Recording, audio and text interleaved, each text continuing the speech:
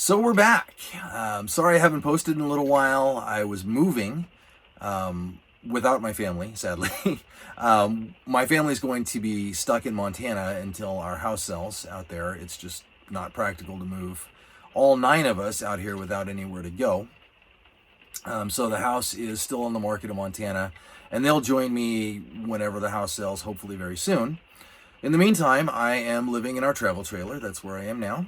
And this is going to be home for me for the next, hopefully not very long, but at least a couple of months. I'm very excited. I start my new job at St. Joseph's Hospital in Tacoma on Monday. So if anybody in the Tacoma area is looking for a midwife, come find me. So let's continue our series. I want to go over rule number 7. Rule number 7 is this: every client has the right to make her own decisions regarding her health care. And there's 2 parts to this. Part 2 is you, as a women's health care provider, have a responsibility to present the risks versus benefits of whatever you're talking about, and then let her make the decision and stand behind and respect that decision. This really touches on 2 of the things that are most important to me. And those things are, number 1, patient autonomy. I really care that our clients are able to make their own decisions regarding their care, right? Your body, your choice, you get to figure out what it is that you need from me, not the other way around. Number 2, this touches on evidence-based care. And this is very important, right? We want to be doing the right things for the right people for the right reasons, and we want to be presenting this evidence to our clients. Our clients need to have the facts so that they can make better decisions. Now, that's different than saying, I'm going to make the decision for my client and I'm going to use all the evidence that's available to me. That's not what we're talking about. I want them to have the evidence, right? I have the evidence, right? I know things, right? I have 2 master's degrees and a doctorate and 2 years postdoctoral work to become a midwife, right? I'm like the dude on Game of Thrones, right? I drink and I know things. All that knowledge in my head does my client no good if it isn't transferred to her head so that she can make the decision, right? That's what's important. She needs to be able to make the decision for herself, and I need to be able to stand behind what she decides based on the facts that I present to her.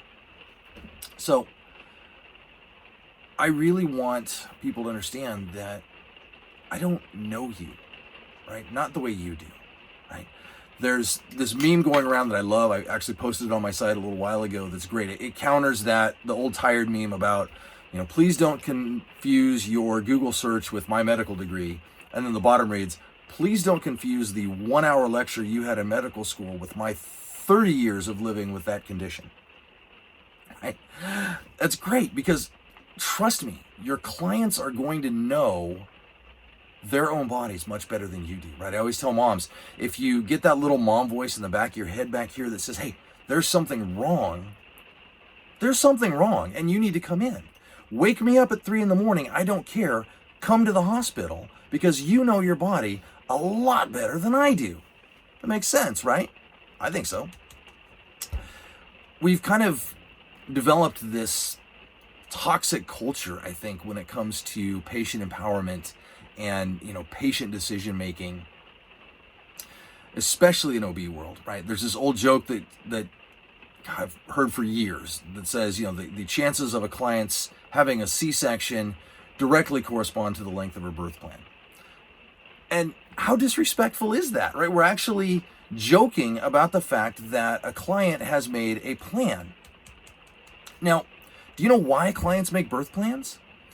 They make birth plans because they are so used to not being listened to, and so used to doctors and midwives and nurses and all of us that work in OB, they're so used to us making decisions for them that they felt the need to write these things down so that we could read them before we go and try and violate their rights again. I mean, that's on us. That's not something we should be making fun of clients for.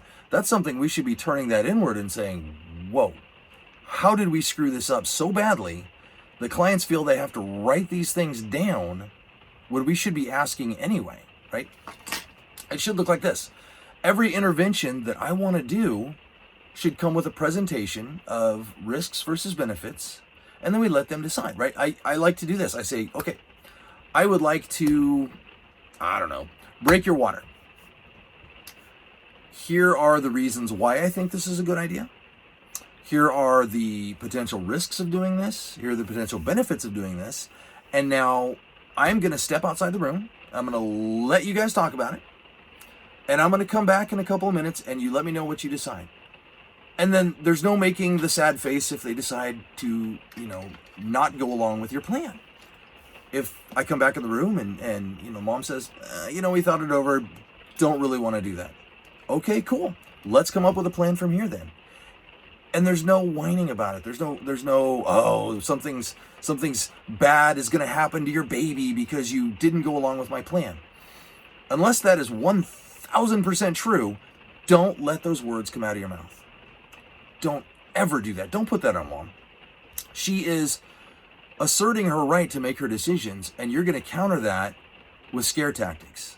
Right? That's bullshit. You can't do that. All right? Don't ever do that. Unless baby actually is in dire danger, don't let those words come out of your mouth. Sorry, I get really, really mad about that one. One of the resources that I really like is Rebecca Decker's work on evidence-based birth.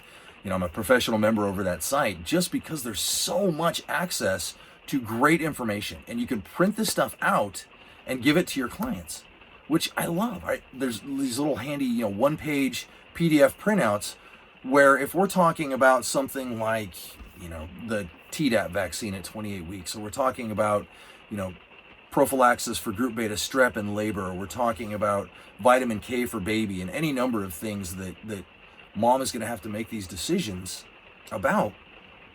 It's so easy to be able to say, here's an unbiased, non-slanted presentation of all of the facts regarding this. I'm going to give this to mom, and I'm going to let her decide.